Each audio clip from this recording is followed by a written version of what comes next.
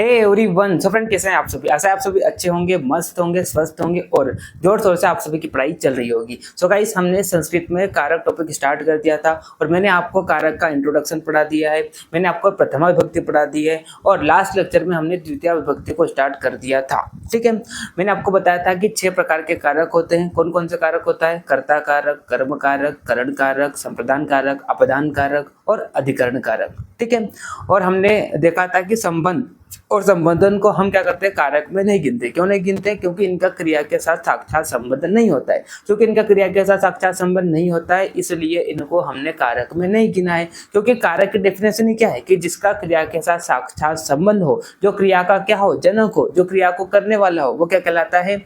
कारक कहलाता है। क्योंकि संबंध और संबोधन इन दोनों का क्रिया के साथ कोई संबंध होता ही नहीं है, इसीलिए इनको हमने कारक में नहीं गिना है। ठीक, उसके बाद मैंने आपको प्रथमा विभक्ति पढ़ाई थी। मैंने आपको बताया था कि कर्ता कारक जो होता है उसमें प्रथमा विभक्ति लगती है।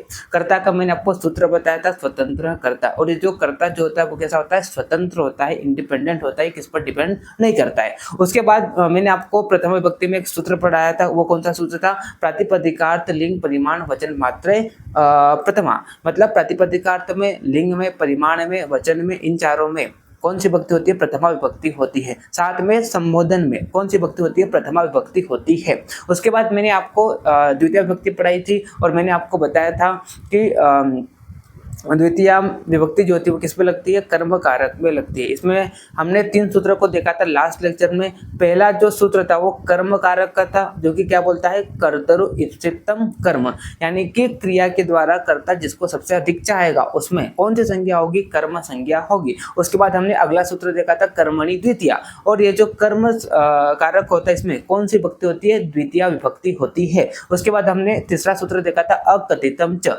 अकथितम सूत्र बोलता है कि न कहना। तो क्या नहीं कहना? तो अपादान कारक, संप्रदान कारक, अधिकरण कारक या करण कारक, मतलब इनमें से कोई भी कारक किसी वाक्य में आपको दिख जाए और साथ में आपको मैंने आपको लास्ट लेक्चर में 16 द्विकर्मक धातु बताई थी। तो इन 16 द्विकर्मक धातु में से कोई भी धातु दिख जाए किसी वाक्य में, साथ में कोई कारक दिख जाए, अपदान कारक हो गया या तो फिर अधिकरण कारक हो गया या तो फिर संप्रदान कारक हो गया, तो इनको जो वे कारक है, चाहे वो अपदान हो, संप्रदान हो, अधिकरण हो, करण हो, तो उनको वे न कहकर अगर वो 16 द्विकर्मक धातु के साथ है वाक्य में, तो वहां पर हम क्या करेंगे? अकथितम च सूत्र से उनकी कर्म संज्ञा करेंगे। और जब वो कर्म संज्ञा हो गई है तो हम वहां पर क्या करेंगे? कर्मणि द्वितीया से वहां पर क्या कर देंगे? हम द्वितीय विभक्ति को लगा देंगे। ठीक है, तो इस तरह से हमने 3 सूत्रों को हमने देख लिया था लास्ट लेक्चर में। आज हम आगे के द्वितीय विभक्ति के 3 सूत्रों को देखेंगे। ठीक है, तो उससे पहले मैं आगे के 3 सूत्र पढ़ाने से पहले आपको मैं थोड़ा सा बैक में ले जाता हूं और जहां पर मैं आपको अधिकरण समझाता हूं। ठीक है, उसके बाद ही आपको आगे के जो 3 कारक है वो मतलब द्वितीय विभक्ति के 3 सूत्र वो आपको समझ में आएंगे। ठीक, चलिए, तो मैं जब आपको क्या पढ़ा था, इंट्रोडक्शन पढ़ा रहा था, तो मैंने आपको बताया था कि 6 प्रकार के कारक होते हैं, जिनमें से मैंने आपको एक कारण बताया था, मतलब कारक बताया था। वो कौन सा कारक था? अधिकरण कारक। ठीक है, एक मिनट नीचे जाते थोड़ा सा। तो मैंने आपको क्या पढ़ाया था? मैंने आपको पढ़ाया था अधिकरण कारक। मैंने आपको क्या पढ़ाया था? मैंने आपको अधिकरण कारक पढ़ाया था। और अधिकरण मतलब क्या होता है? जहां पर क्या हो रही है? क्रिया हो रही है ना, उसे हम क्या कहते हैं? अधिकरण कहते हैं। और इसका चिन्ह मैंने आपको बताया था। इसका चिन्ह क्या था? मैं, पई, पर, ये इसका क्या था? चिन्ह था। और जहां पर क्रिया हो रही है उसे हम क्या बोल सकते हैं? आधार भी बोल सकते हैं। तो ये जो आधार होता है, मतलब जहां पर क्रिया हो रही है वहां पर कौन सा कारक होता है? अधिकरण कारक होता है। यानी कि आधार की अधिकरण संज्ञा होती है। कौन सी संज्ञा होती है? अधिकरण संज्ञा होती है।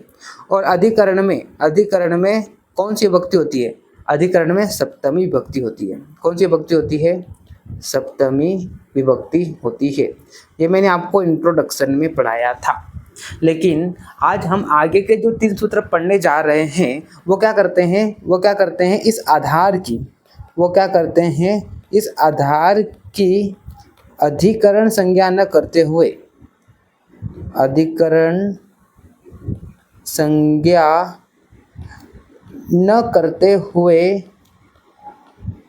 न करते हुए क्या कर देते हैं, आधार की कर्म संज्ञा कर देते हैं।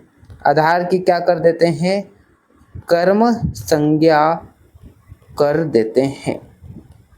और आपको पता है जब कर्म संज्ञा हो गई है तो कर्मणि द्वितीया से यहाँ पर क्या हो जाएगा, द्वितीया विभक्ति लग जाएगी। यहाँ पर क्या हो जाएगा, द्वितीया विभक्ति लग जाएगी। ठीक है, तो ये जो मैंने आपको यहाँ पर लिखा कि आधार की अधिकरण संज्ञा न करते हुए वो क्या कर देते हैं, आधार की कर्म संज्ञा कर देते हैं। कौन, तीन सूत्र जो हम आगे के तीन सूत्र पढ़ने जा रहे हैं, आगे के जो आज हम तीन सूत्र पढ़ने जा रहे हैं वो क्या करते हैं, वो क्या करते हैं, इस आधार की क्या कर देते हैं, कर्म संज्ञा कर देते हैं। ठीक है, वैसे तो आधार की क्या होना था, अधिकरण संज्ञा होनी थी, और अधिकरण है तो यहाँ पर क्या होनी थी, सप्तमी विभक्ति लगनी थी।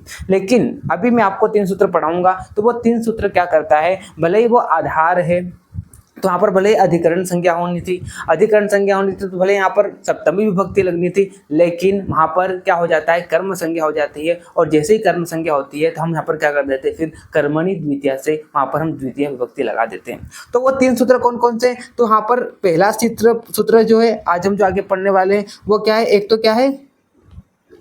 क्या है अधि सिंह अस्थासाम कर्म, एक तो ये सूत्र है।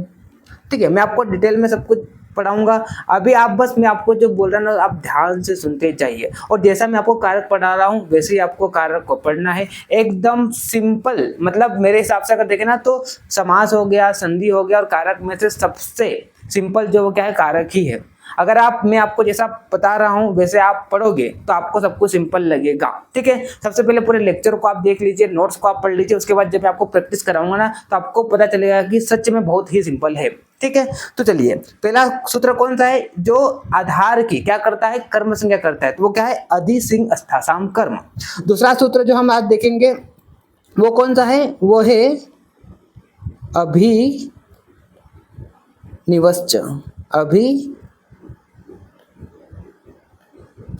निवश्च।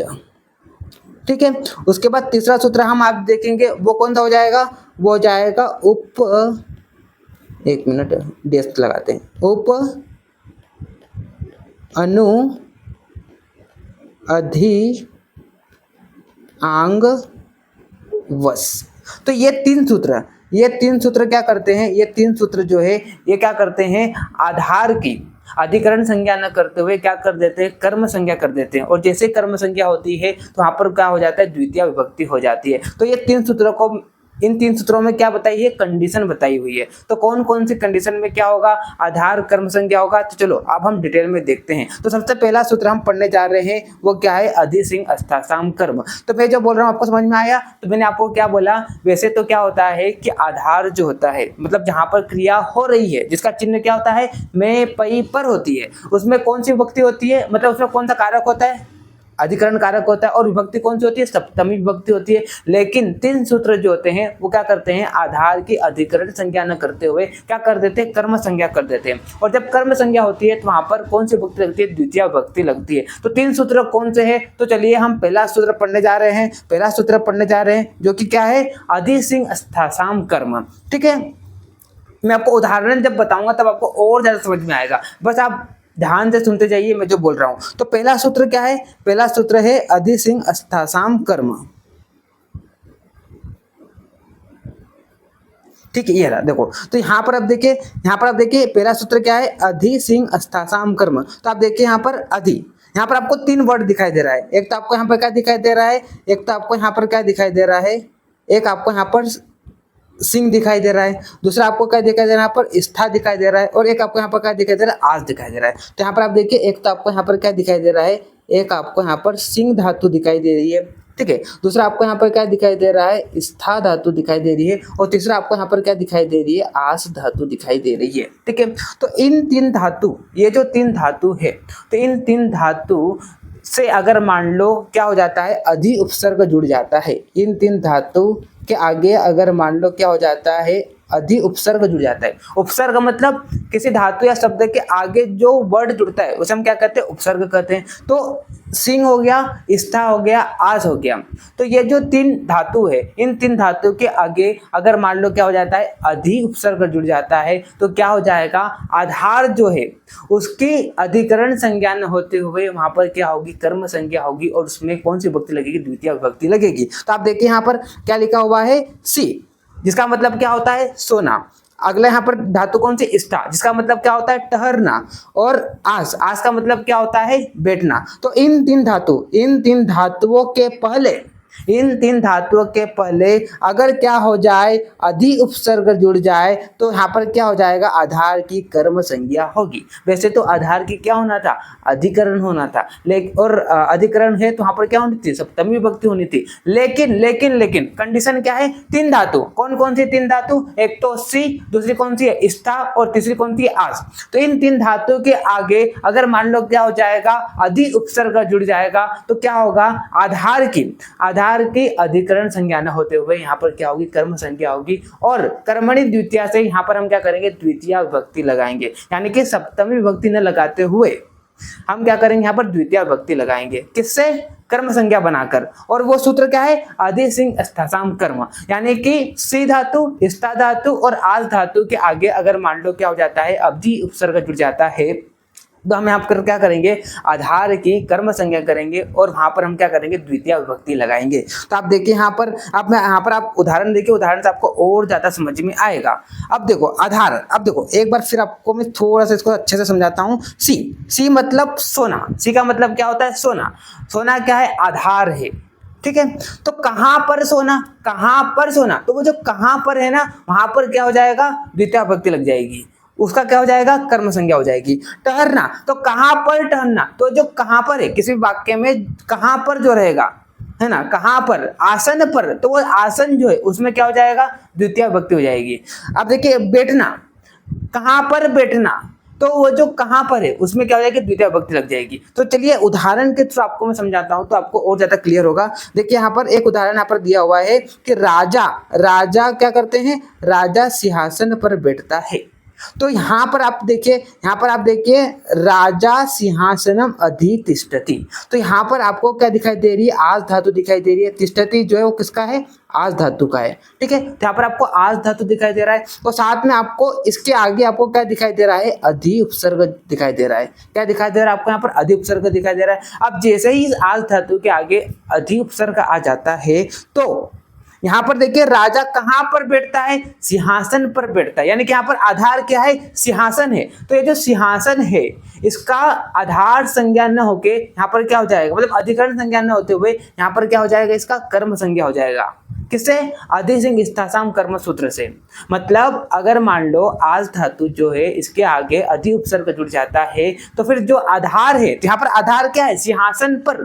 तो जो सिंहासन पर ये जो आधार है इसका होना क्या था, इसका होना क्या था, अधिकरण संज्ञा होना था। क्यों, क्योंकि आपको पता है जहां पर क्रिया होती है उसे हम क्या कहते हैं, अधिकरण कहते हैं। लेकिन चूंकि यहाँ पर आज धातु के आगे अधि उपसर्ग जुड़ गया है, तो अधि सिंह स्थासाम कर्म से यहाँ पर ये जो आधार है इसका क्या हो जाएगा, अधिकरण संज्ञा न होते हुए इसकी क्या हो जाएगी, कर्म संज्ञा हो जाएगी। और हम यहाँ पर क्या करेंगे, द्वितीय विभक्ति लगाएंगे।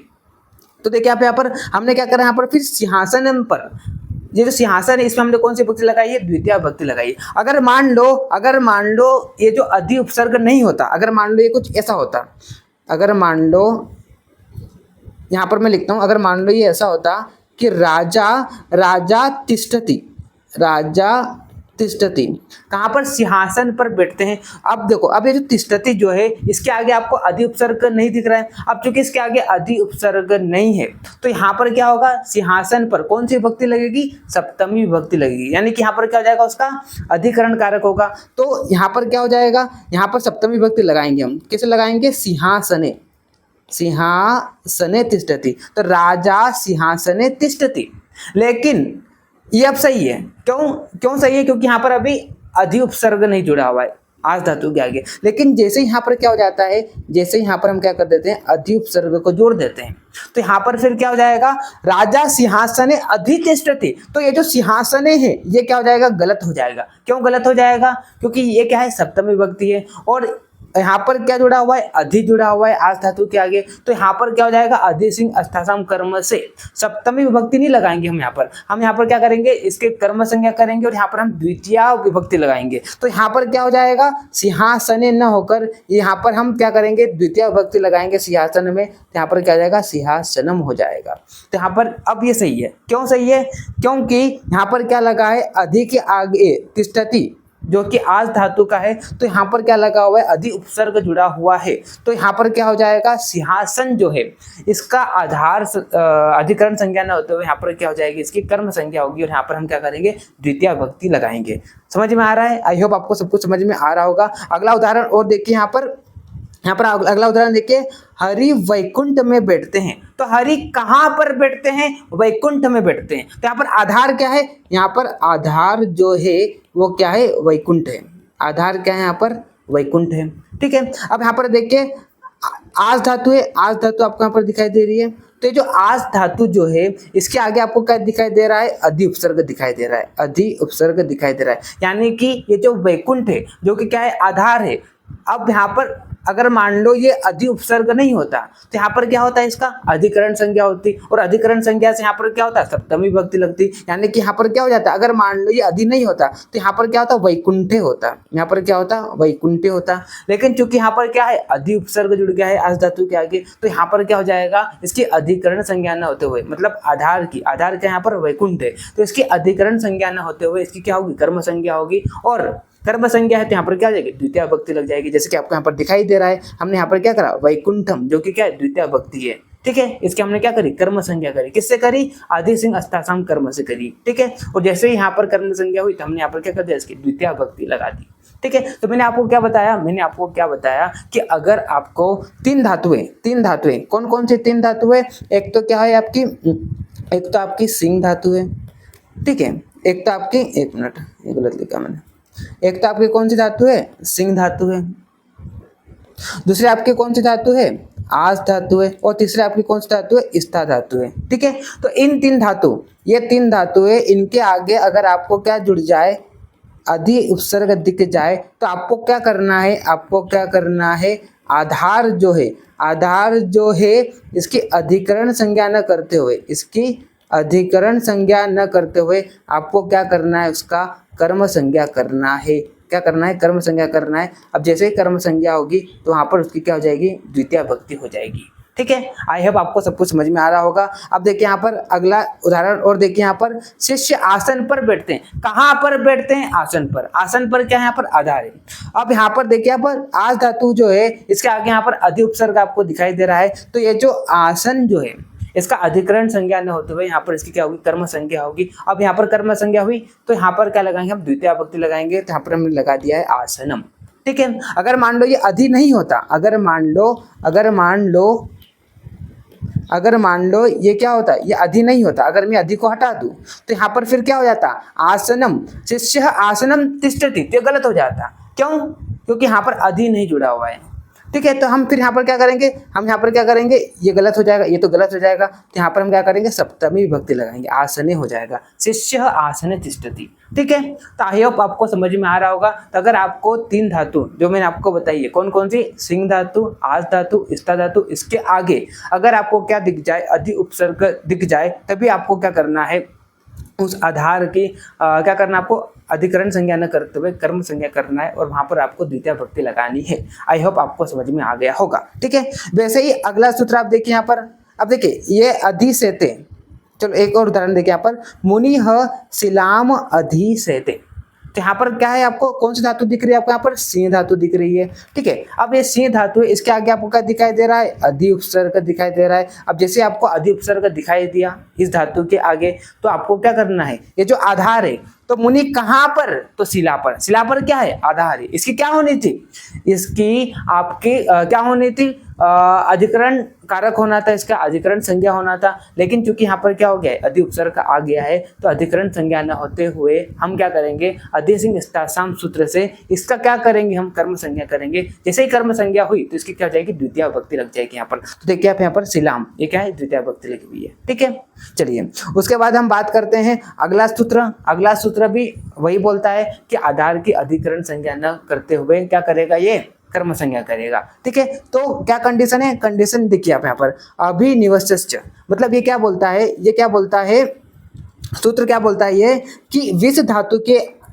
ये सूत्र क्या बोलता है, ये सूत्र बोलता है कि विष धातु जो है, विष धातु के साथ, विष धातु के साथ अगर मान लो, अगर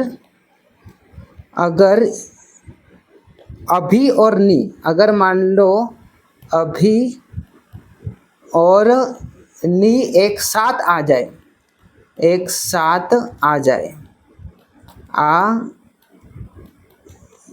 एक साथ कैसे आएंगे, एक साथ कुछ इस तरह से, देखिए अभी भी आना चाहिए वहां पर और नी भी आना चाहिए और विष, कुछ इस प्रकार से।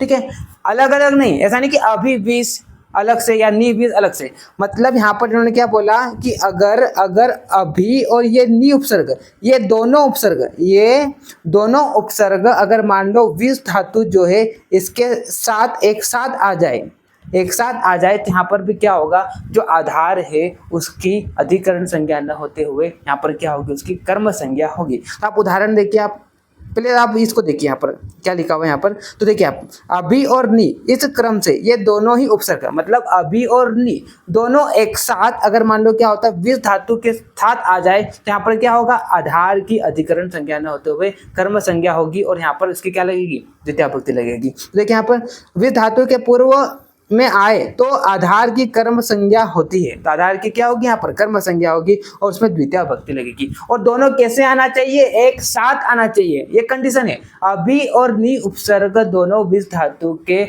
आगे एक साथ आना चाहिए। ठीक है, दोनों होना चाहिए, ऐसा नहीं कि सिर्फ अभी हो या सिर्फ नी हो, ये दोनों उपसर्ग अगर मान लो एक साथ रहेंगे तो यहाँ पर क्या होगा, जो भी आधार रहेगा उसकी क्या हो जाएगी, यहाँ पर कर्म संज्ञा होगी, और कर्म संज्ञा हुई तो कर्मणि द्वितीया से यहाँ पर क्या हो जाएगा, द्वितीया भक्ति लगेगी। आ रहा समझ में? ठीक है, चलो तो देखिए आप यहाँ पर उदाहरण देखिए आप सज्जन सन्मार्ग में प्रवेश करते हैं, तो कहाँ पर प्रवेश करते हैं, कहाँ पर प्रवेश करते हैं, तो यहाँ पर देखिए सन्मार्ग पर, तो आधार क्या है, सन्मार्ग है, तो जो आधार जो है, अब आधार है तो यहाँ पर क्या होगा, अधिकरण संज्ञा होगा, अधिकरण संज्ञा होनी चाहिए, और अधिकरण है तो यहाँ पर सप्तमी विभक्ति लगनी चाहिए। लेकिन हमने कंडीशन क्या देखी, हमने कंडीशन ये देखी कि अगर मान लो विष धातु है, इसके आगे अभी और नी दोनों एक साथ आ जाए, जो कि आपको यहाँ पर वाक्य में दिखाई दे रहा है। देखिए आप, ये क्या है, ये विष धातु है ना, और इसके आगे देखिए आप, एक तो ये उपसर्ग दिखाई दे रहा है और एक नी उपसर्ग दिखाई दे रहा है।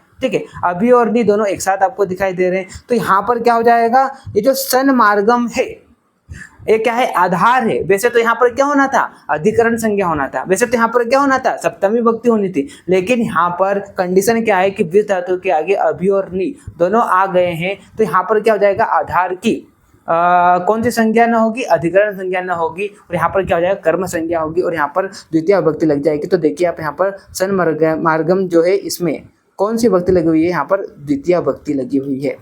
ठीक है, तो आपको क्या देखना है, आपको धातु देखना है और धातु के आगे कौन सा उपसर्ग जुड़ा हुआ है। ठीक है, तो आप समझ जाएंगे कि ये किसका सूत्र है और इसमें आपको क्या करना है। ठीक, चलिए उसके बाद आप अगला सूत्र देखिए, तो अगला सूत्र देखिए आप यहाँ पर देखिए, यहाँ पर आपको चार उपसर्ग दिखाई दे रहा है। एक तो आपको यहाँ पर क्या दिखाई दे रहा है, उप दिखाई दे रहा है, दूसरा आपको यहाँ पर क्या दिखाई दे रहा है, अनु दिखाई दे रहा है, तीसरा आपको यहाँ पर क्या दिखाई दे रहा है, अधि दिखाई दे रहा है, और चौथा आपको क्या दिखाई दे रहा है, यहाँ पर आंग दिखाई दे रहा है, और साथ में यहाँ पर आपको धातु क्या दी गई है, इन्होंने वश दी हुई है। ठीक है, तो यहाँ पर इन्होंने क्या बोला कि अगर इस वश धातु जो है, अगर ये वश धातु है, ये जो वश धातु है, तो इस वश धातु के आगे या तो क्या हो जाए,